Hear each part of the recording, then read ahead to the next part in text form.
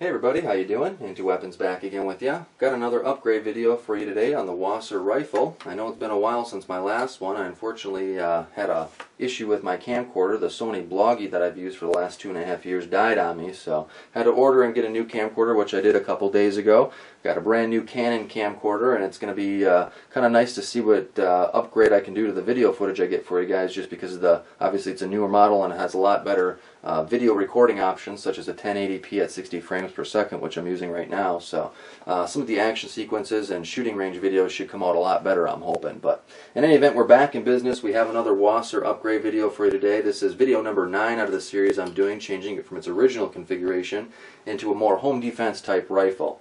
If you haven't seen my previous videos and you're interested in checking out some of those modifications I've already made to this rifle, jump down to the description of this video and I'll have some links down there where you can quickly get out to those and see what I've done already to this gun. So what we're going to look at today is replacing the standard Romanian wood stock on there, which is pretty standard with any Romanian 1063, and we're going to be putting on a Bonesteel Arms right hand folding stock.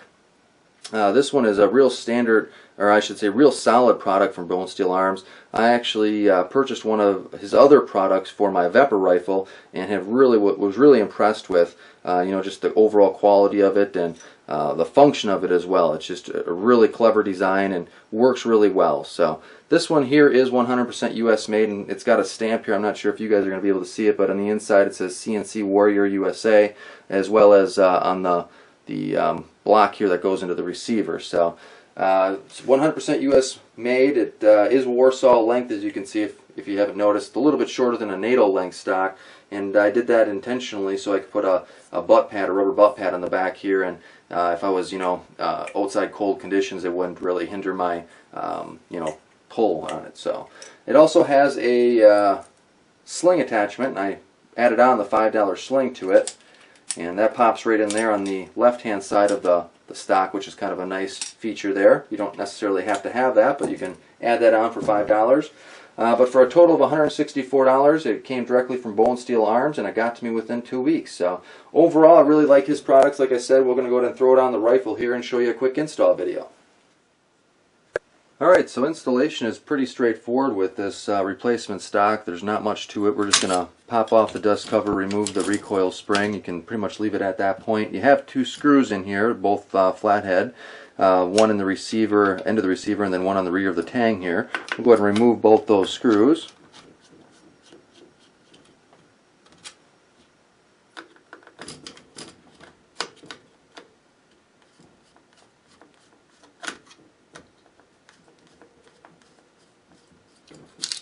There we go, and then the stock should just slide right out. So not very difficult. It's pretty easy to get off.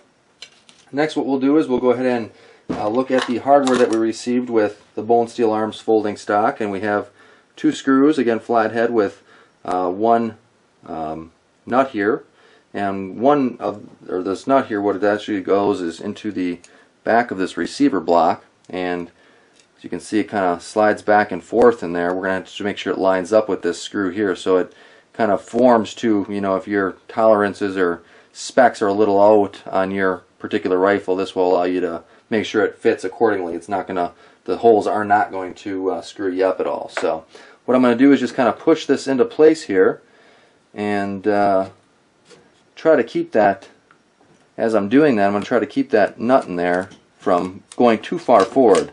Like I said, we want to make sure we're nice and lined up, which I think I got it there.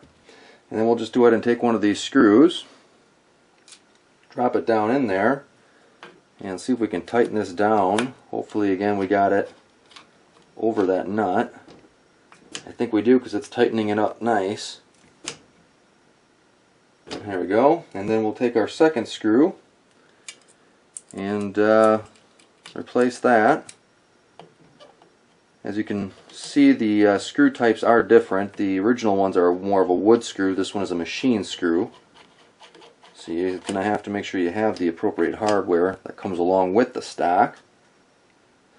Tighten that down, and that's it. What we can do is replace our recoil spring, our dust cover,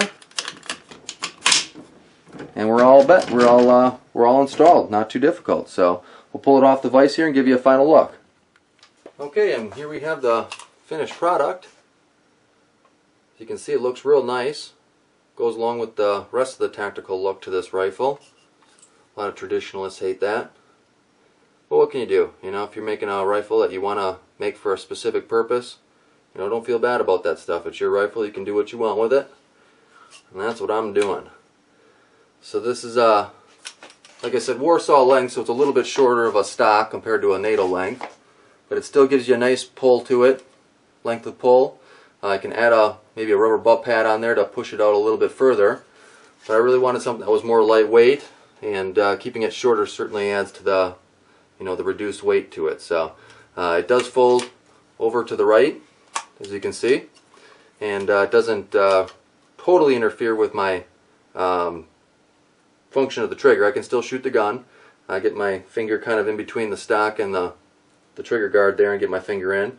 The safety is kind of a different story. It's difficult to get my finger there, or I can kind of get it up over the top and manipulate it through there, but that's a little bit more difficult. Charging handle, you could still technically use. It's a little bit more difficult again. Kind of hits the back of the pad here, or the end of the stock, but not too difficult when you have the DTS Lynch cover on the left-hand side.